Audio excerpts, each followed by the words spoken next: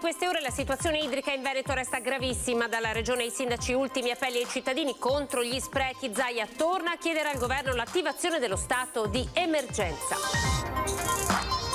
Si cita la sfida a provocazione di Remo Mosole, volto storico degli estrattori trevigiani. Crisi idrica, i nostri bacini sono pieni di acqua, vengono qui a pomparla senza fare tanti progetti inutili. Tour di 2 giorni in Veneto per il ministro del lavoro Orlando sul bonus da 200 euro. Avremmo voluto fare di più, difficile però senza scostamento di bilancio. Valuteremo altre misure. Poliziotti uccisi in questura a Trieste, il PM chiede la soluzione dell'assassino per vizio totale di mente. Spiace per questa richiesta, ammette il magistrato, ma è una verità processuale. Stamane al cimitero maggiore di Padova il funerale con rito islamico per il 15enne morto nel Brenta, la mamma colta da un malore soccorsa dal SUE. Adunata degli alpini, ultime partenze verso l'appuntamento di Rimini-San Marino, dal Cansiglio all'Adriatico, il trasferimento degli eredi di Iroso, simbolo delle penne nere a 4 zampe. Sarà l'attrice e conduttrice spagnola Rocío Munoz Morales a condurre le serate di apertura e chiusura della 79esima Mostra Internazionale d'Arte Cinematografica della Biennale di Venezia. Ben ritrovati TG Veneto, partiamo dalla situazione idrica nel nostro territorio che nonostante le piogge di queste ore resta gravissima. Zaia torna a chiedere al governo l'attivazione dello stato di emergenza, ai sindaci misure restrittive e attenzione ai cittadini consumatori. Il problema c'è come va dichiarata lo stato di emergenza. Voglio solo ricordarvi che praticamente sono 4 mesi che non piove più in maniera seria. E i danni li vediamo nell'agricoltura, li vediamo nei nostri invasi e quindi è fondamentale che il governo qui dichiari lo stato di emergenza, perché comunque è necessario per far fronte a quello che sono i danni che tutti i cittadini hanno subito.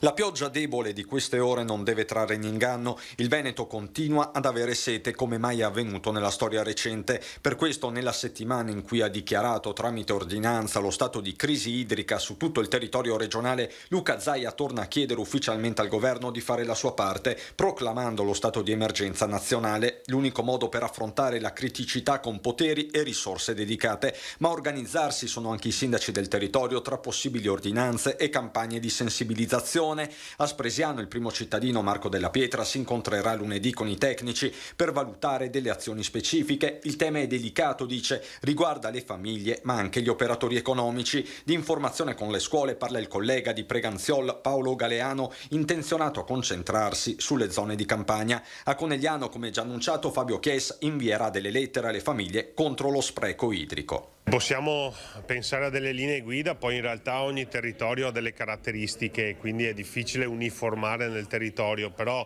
io mi affido alla sensibilità dei sindaci. Il sindaco è chiamato a difendere la sua comunità e quindi i sindaci sono sempre legittimati con le ordinanze. Poi non entro nello specifico delle singole ordinanze, qualcuna può essere assolutamente azzeccata, qualcun'altra magari un po' di meno, però al massimo rispetto di quello che fanno i sindaci.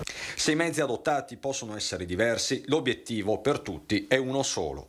L'acqua non va sprecata mai, men che meno in situazioni particolarmente critiche come queste, dove c'è proprio carenza di acqua sia nei bacini montani che in quelli di pianura. Quindi l'appello che faccio ai cittadini, al di là delle ordinanze che può fare un sindaco, ma in questo momento non sono previste, è quelle di fare massima attenzione agli sprechi sempre. Il tema della risorsa idrica è un bene che non è illimitato, quindi se ognuno di noi fa anche attenzione a questo non farebbe male. Tema della siccità e utilizzo delle cave, bacini inesauribili, quelle già ampiamente scavate, secondo un volto storico degli estrattori trevigiani Remo Mosole, che sottolinea: grazie alle falde non rimarremo mai senza acqua. Si sta ragionando per utilizzare le cave dismesse come bacini di contenimento dell'acqua piovana per contrastare la siccità. Il parere di chi le cave le conosce benissimo. Anche perché ho esperienza di acqua, migliore protagonista e conoscitore del sottosuolo.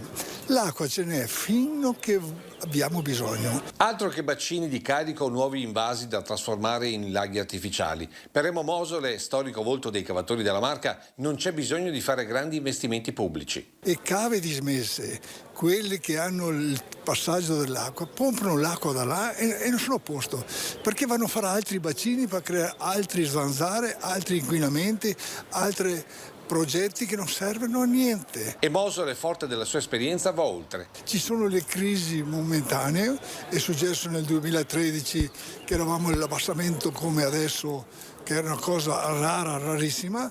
Nel 2014 abbiamo avuto il massimo altezza dell'acqua, che io avevo le carpe sul lago che correvano sull'asfalto dove correvano i camion. È un passaggio del tempo, non serve a niente. Un segnale forte sia alla Regione che ai consorzi di bonifica. Se vogliono acqua, avete il lago, dal mio lago, dai laghi che ci sono già in essere, possono pompare acqua finché vogliono, ma perché vanno a spendere soldi per niente? Il ragionamento di Mosole si basa sul livello di falda. Le cave che ci sono là hanno miliardi di ettolitri di acqua e c'è sempre il sottosuolo che pompa dentro. Ma è la proprietà e dei cavatori. I cavatori possono mettere a disposizione delle comunità? Altro che la mia la metto domani mattina a disposizione. Acqua ce n'è nel sottosuolo qua a Trevigiano, ce n'è a miliardi di acqua, a miliardi.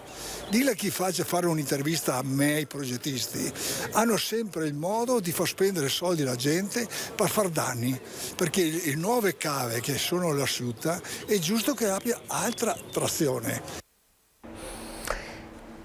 Ora andiamo ad Oliero, ex Lametal, sostanze chimiche, vasche piene di liquidi e fusti abbandonati all'interno della ex fabbrica, una situazione potenzialmente molto pericolosa.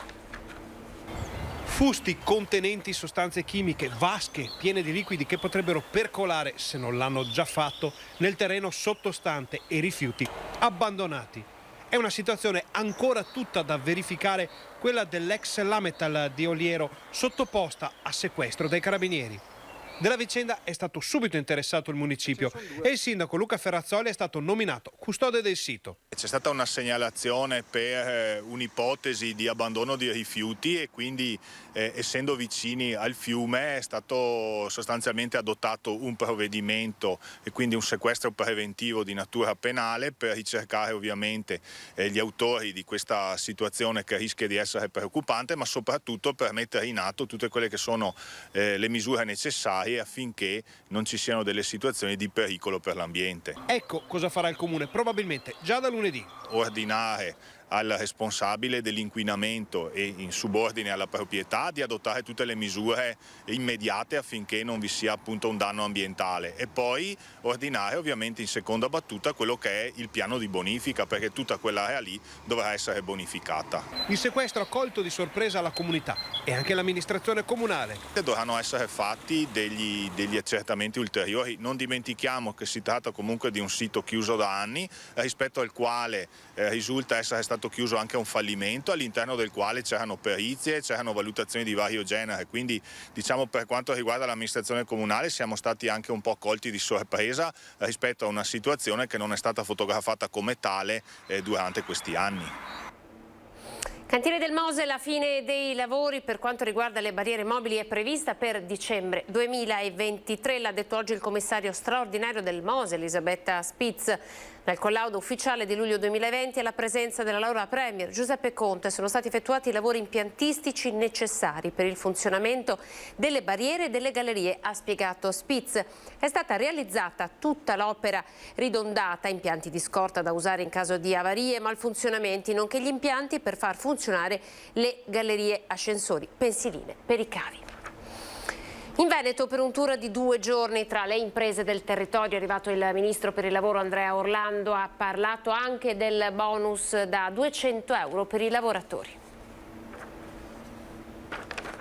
Avremmo voluto fare di più, naturalmente le risorse in assenza di uno scostamento sono quelle che sono, si è comunque proceduto in modo coraggioso, partendo da un presupposto che lo shock che ha determinato la guerra ha colpito alcuni settori ma ha avvantaggiato altri settori. Si è fatta un'operazione di carattere redistributivo perché è giusto che non si facciano sovrapprofitti sulla guerra o sulle conseguenze. Il ministro del lavoro è convinto della bontà del decreto aiuti, un provvedimento che però non convince in toto perché è considerato insufficiente. Andrea Orlando però a Padova, proprio per incontrare il mondo delle imprese, lascia spiragli di possibili nuovi aiuti. Naturalmente se nei prossimi mesi sarà necessario valuteremo quali possono essere gli ulteriori sforzi. Intanto però credo che la risposta vada nella direzione giusta e sia un segnale tangibile per i lavoratori, per i pensionati, più in generale per tutte le persone che rischiano di trovarsi in una situazione di grande difficoltà. Il ministro ha parlato anche del caro energia che sta mettendo a dura prova le piccole e medie imprese, tessuto portante dell'economia veneta. Speriamo che sia una situazione quanto più breve possibile. Qualcosa resterà perché in ogni caso il costo dell'energia era aumentato già prima del conflitto in Ucraina. Credo che sia stato fatto. Naturalmente dobbiamo ancora fare di più, dobbiamo lavorare per aumentare la differenziazione del nostro mix energetico, in questo senso si sta operando, e dobbiamo lavorare anche poi per dare una mano a chi ha un conto energetico più alto, e da questo presupposto sono partiti i provvedimenti che fino a qui abbiamo portato avanti e che proseguiranno finché ce ne sarà bisogno. Il pubblico ministero riolino ha chiesto la soluzione per il killer dei 2 poliziotti Alejandro Augusto e Stefan Meran per non imputabilità al momento del compimento del fatto. La totale incapacità di volere del domenicano era già stata sottolineata nella perizia del dottor Stefano Farracuti nel servizio La storia della giornata. Il pubblico ministero Federica Riolino ha chiesto l'assoluzione per aver commesso il fatto in stato di non imputabilità per Alejandro Augusto Stefan Meran, l'assassino dei 2 poliziotti Pierluigi Rotta e Matteo De Menego.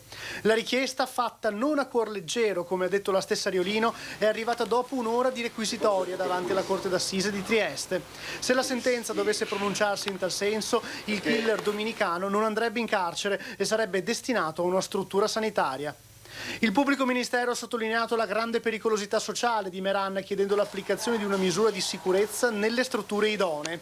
La totale incapacità di volere al momento del compimento del fatto da parte di Meran era già stata sottolineata dalla perizia richiesta dalla Corte del dottor Stefano Farracuti durante l'ultima udienza.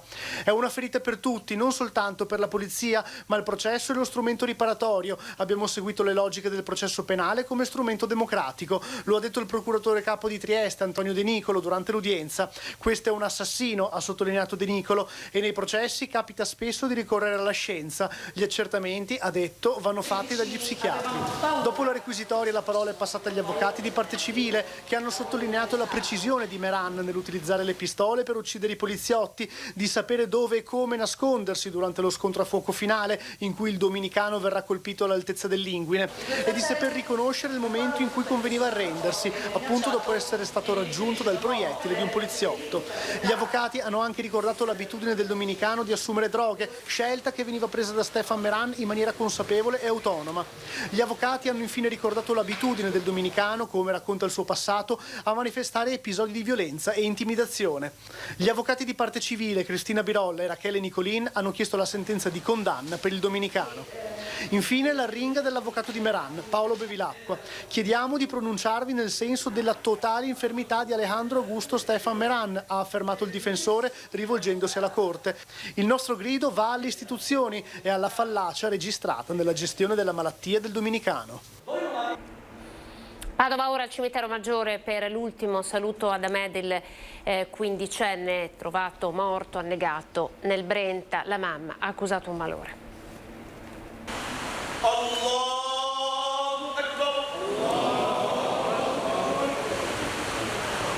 In centinaia hanno voluto portare il loro ultimo saluto alle porte del cimitero maggiore di Padova ad Ahmed Joudier.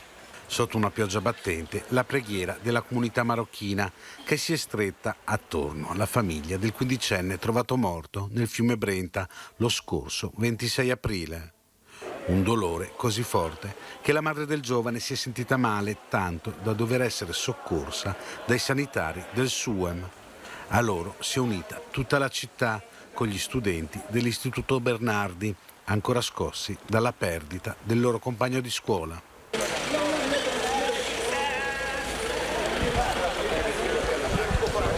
Dopo una cerimonia religiosa aperta ai soli familiari nella moschea di Via Bezzecca, il feretro è arrivato al cimitero dove è stato accolto dall'imam e dall'assessora Francesca Benciolini a nome della città di Padova. Ogni persona che abita sul nostro territorio è una persona importante e perdere un ragazzo di 15 anni è una tragedia per tutti, è una fatica e ci deve interpellare. Come comune ci stiamo interrogando su questo e anche per lui, per la sua famiglia e per i suoi coetanei. Oggi sono qua in tanti. Presente anche il consigliere comunale Alain Luciani, che ha voluto portare l'affetto di tutto il quartiere a questa famiglia distrutta dal dolore. Tutto il quartiere, ma tutta la città in realtà si stringe attorno alla famiglia e ci stringiamo in maniera anche sentita, ecco, perché tutta la comunità insomma si sta ancora interrogando su ciò che è accaduto e quindi dobbiamo stare vicino ai nostri giovani in maniera fattiva. 93esima durata nazionale degli alpini, tra oggi e domani le ultime partenze, questa volta seguiamo le partenze delle penne nere a 4 zampe.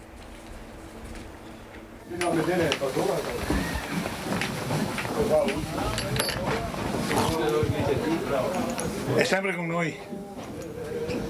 Nuova partenza per gli alpini del reparto Salmerie di Vittorio Veneto.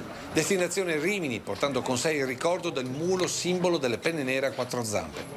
Sul camion, prima nella salmeria storica di Anzano, hanno trovato posto i basti, le botticelle e tutto il materiale logistico. Poi all'ombra del campanile di Fregone è stata la volta dei muli, eredi della storica tradizione delle marce in montagna. Arrivano 4 muli, arrivano 2 del Piemonte e 2 dalla Liguria. Sono matricolati in occasione della Milinaia. Hanno il numero matricola nel zoccolo. Tony è l'anima costitutiva dello storico reparto. Fu lui a salvare il roso dal macello quando tutti i muli vennero dismessi dall'esercito alla chiusura definitiva delle salmerie.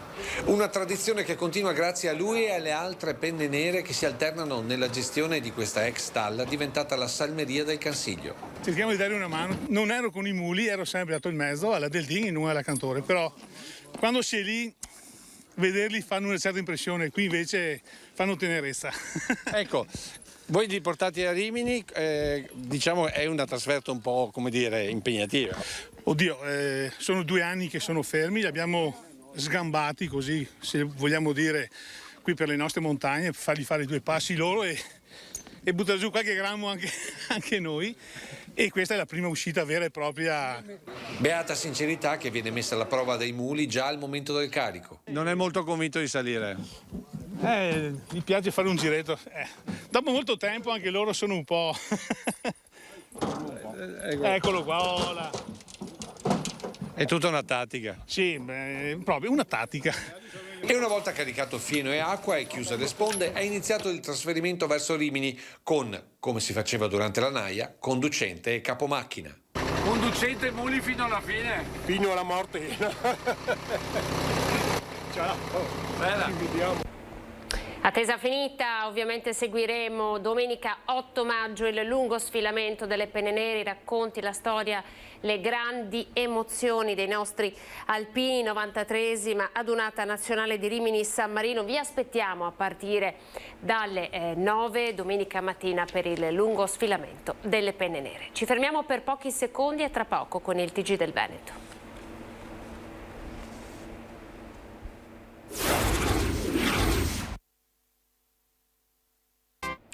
E ritrovati, ripartiamo dal corso di alta formazione Raccontare la verità voluto dal Sindacato dei giornalisti del Veneto e dall'Università di Padova. Alla presentazione della seconda edizione anche l'attore Marco Paolini. Al via la seconda edizione del corso di alta formazione Raccontare la verità, organizzato dall'Università di Padova in sinergia con la Federazione Nazionale della Stampa.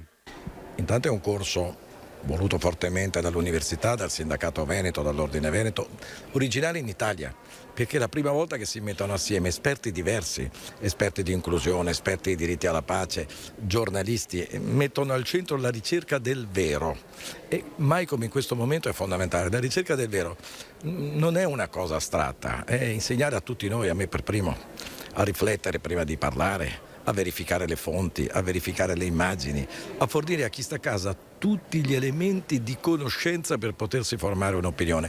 Sappiamo che in questo momento l'informazione è da una parte importantissima, soprattutto per quanto riguarda lo scenario della guerra. Nel narrare la guerra c'è il pericolo della propaganda, quindi il ricercare la verità ha ancora più senso, però dobbiamo anche dire che noi dobbiamo essere preparati alla sfida di questa nuova, di questo nuovo scenario, e soprattutto dobbiamo essere credibili, e per essere credibili dobbiamo essere preparati. 10 lezioni con docenti di diverse discipline per promuovere la verità e l'inclusione. Ricerca, formazione, educazione, sensibilizzazione si stanno mettendo assieme in modo interdisciplinare con i diversi saperi, ma anche in modo intersettoriale, cioè con i diversi attori che ruotano attorno, che sono dentro le nostre società. Quindi mettendoci assieme è possibile, come dire, ricercare, generare anche nuove vie che vadano verso, se volete, anche la costruzione di società che siano eque, inclusive, giuste e democratiche. Tra i relatori della prima giornata del corso anche Giulia Caget, economista francese, con le sue riflessioni sul tema dell'indipendenza dell'informazione, e l'attore Marco Paolini. Io so che se manipolo informazioni e dati scritti da qualcuno il risultato sarà freddo, mentre invece se uso le gambe in qualche maniera quello che racconto mi resta, cioè quello che vedo mi resta dentro e posso raccontarlo in un modo diverso. Devo sempre fare uno sforzo per non limitarmi a far girare dei dati, credo che quello sia una malattia. Arriva da Madrid, volto noto del cinema e della televisione, ecco la madrina della 79esima Mostra del Cinema di Venezia. Sarà Rocío Muñoz Morales, spagnola nata a Madrid ma che ha scelto di vivere in Italia, la madrina della 79esima Mostra internazionale d'arte cinematografica di Venezia, nell'anno in cui il festival, nato nel 1932, festeggerà il suo 90° compleanno. Rocío, compagna nella vita di Raúl Bova, con cui ha avuto 2 figlie, condurrà la cerimonia di apertura il 31 agosto al Lido e quella di chiusura con il consegno dei premi del Leone d'Oro il 10 settembre, un altro grande colpo del direttore Alberto Barbera. Così la madrina aveva parlato durante la pandemia. Oggi il mondo è completamente cambiato. Ci troviamo tutti davanti a una situazione del tutto inaspettata, molto complicata, e quindi sono cambiate anche le nostre priorità. La nuova madrina era un volto noto del cinema e della televisione. Ex ballerina professionista, ha lavorato tra l'altro nel tour mondiale del cantante Julio Iglesias. Dopo i film maturi Il Viaggio, dove ha conosciuto proprio sul set Raúl Bova, di Paolo Genovese è stata protagonista femminile della serie Un passo dal cielo. Ha affiancato Carlo Conti nella conduzione del Festival della canzone italiana a Sanremo nel 2013. Proprio in quell'occasione a Sanremo, al sito Fanpage, aveva confidato: ho deciso di non soffrire, di fare una scelta anche dove potessi godere al 100%. Sicuramente ero anche un po' inconsapevole, quindi questo mi ha aiutato a viverla in un modo più rilassato. Io l'ho goduta tanto, ho vissuto ogni emozione moltiplicata al massimo, non ho avuto nessun momento di... Certo, i nervi ci stanno, però sono nervi belli, positivi, che comunque ogni volta che sei su un palco importante ce l'hai. Ci fermiamo qui, siamo alle previsioni del tempo, grazie per essere stati in nostra compagnia, arrivederci, buon proseguimento.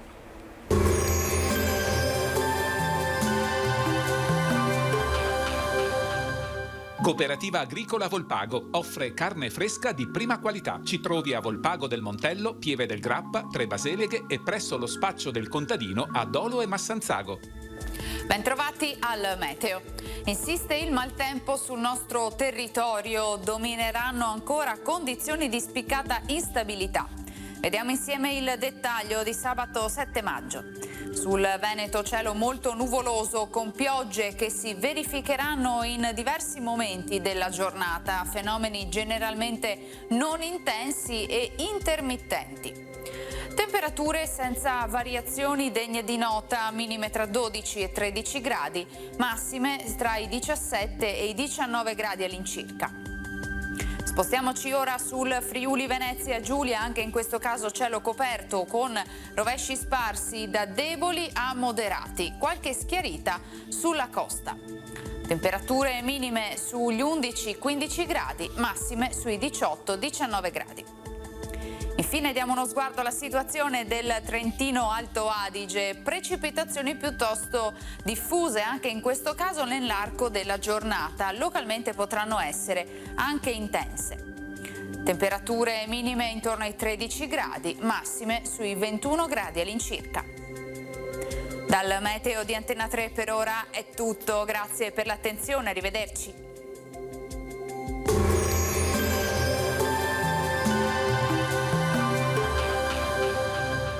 Cooperativa Agricola Volpago offre carne fresca di prima qualità. Ci trovi a Volpago del Montello, Pieve del Grappa, Tre Baseleghe e presso lo spaccio del contadino a Dolo e Massanzago.